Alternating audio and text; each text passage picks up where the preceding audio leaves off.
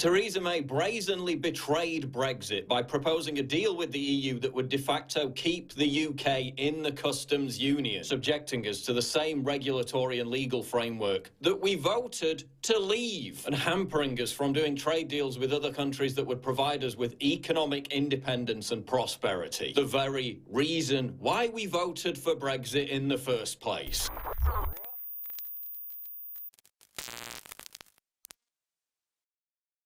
Imagine being the globalist establishment, and they think they can set up a private, above-the-law, tax-exempt corporate world government owned by a bunch of rich white guys, rich Arabs, and rich Chinese people, basically. Chinese communists. And then they can sit there and everybody else race war with each other and have the media all turn us against each other and then try to get us to reject capitalism and accept socialism and communism that then they administer multinationally. We all live in a system of control where they tell us where to go, where to live, what to eat. Bloomberg says, I want to tell people what to eat. I'm smarter than you. I'm a technocrat, in his own words. Bloomberg has articles about him, about how he's this great technocrat, and he's going to tell you how to live. They are so blind by their arrogance. And then you look at Brexit, that was the first big domino to fall. Now with over 50 countries going towards capitalism, becoming populist countries. It's so exciting. And you've got the EU about to collapse. You've got Brexit. 2 years later, May tried to sell it out and keep them in the EU. And that only makes people more angry and more awake. I remember when we passed Brexit, folks go, oh, well, they'll just ignore it. And I said, that's even better. Because once people know they're getting screwed over, they get angry, they get informed. No one even knew that the EU, I remember I was covering the EU 20 years ago, and people were saying, oh, the EU's not going to take over. The EU's just a trade deal. It's not going to do anything. There's no EU army. There's no, and now it's all here. So everything we talked about is mainstream now. They tried to demonize it. They tried to make fun of it. They tried to say it didn't exist forever.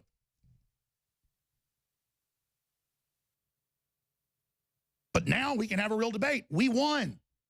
Their bullying, their intimidation, their attempt to say it's anti-Semitic, to say that the EU's corrupt, doesn't work. Or if you want free market, you're racist. People aren't stupid. They see through that. Except for the dumbest of the dumb who are being organized into zombie armies. Let's go to Paul Joseph Watson's powerful report on what Theresa May has been caught doing just days before Trump travels to the UK.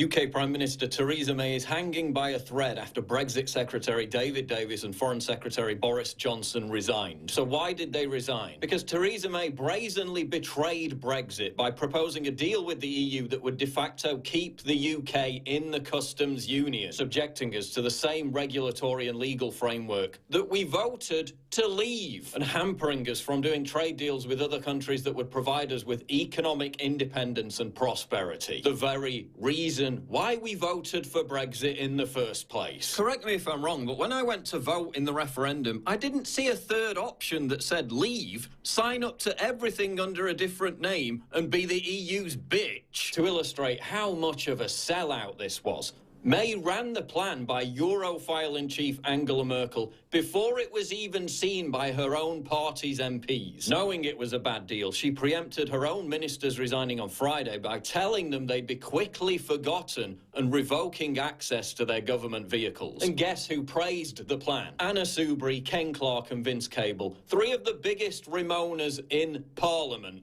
That tells you everything. As we warned all along, Brexit is being betrayed. Theresa May and her negotiators have cowed and rolled over to the EU at every turn. Her prime negotiator is a Remainer who in his Oxford days was a Soviet fanboy who defended Stalin and implied communism was preferable to capitalism. At this point, they're taking the piss. So what happens next? Well, Boris and Davis have indicated that they resigned not to force Theresa May out, but to force her to revise her disastrous Brexit plan, which, given that she's had 2 years to craft it and has delivered what Boris himself called a giant turd, sounds like a forlorn hope. It's time for Theresa to go.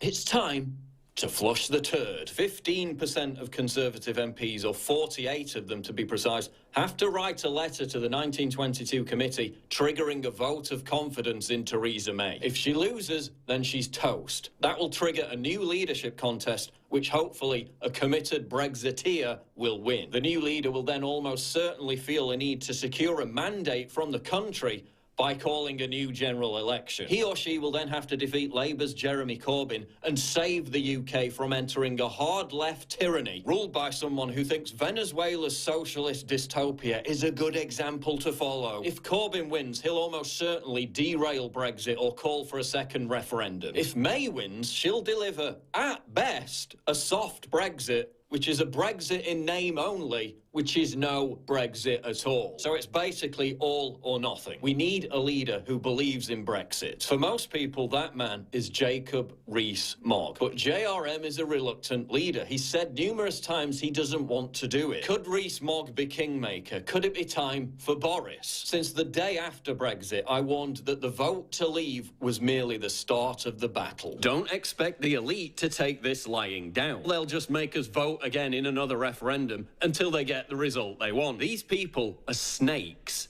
Don't think the battle is won. It's only just beginning. Theresa May is surrounded by establishment globalists who share the very same attitude that sold us out to the EU in the first place. The very backstab that Margaret Thatcher warned us about. There'd be no European Central Bank accountable to no one, least of all to national parliaments. Because the point of that kind of European Central Bank is no democracy, taking powers away from every single parliament and being able to have a single currency and a monetary policy and an interest rates which takes all political power away from us. As my right honourable friend said in his first speech after the proposal of a single currency is about the politics of Europe. It is about a federal Europe by the back door. They have no interest whatsoever in delivering Brexit. They have no loyalty to this sovereign nation. So Conservative MPs have a choice to make. Is your loyalty to Theresa May's dreadful political legacy, a legacy that has betrayed 17.4 million people and the very notion of democracy itself, a legacy that has led directly to the UK's soaring violent crime problem, a legacy that has exacerbated the problem of mass uncontrolled immigration, a legacy that has eroded free speech and emboldened cultures hostile to our own? Is your loyalty to that worth more than your loyalty to your country? Is it worth more than your loyalty to the sanctity of democracy? Is your legacy going to be about how you sold out to Brussels, or how at this pivotal moment in UK political history you stood up for Great Britain?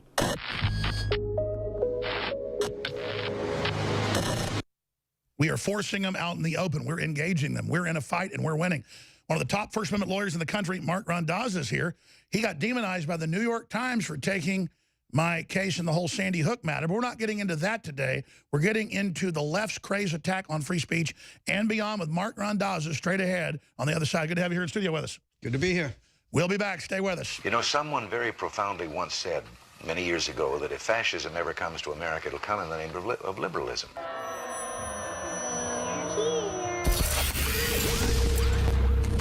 If you are receiving this transmission, you are the resistance.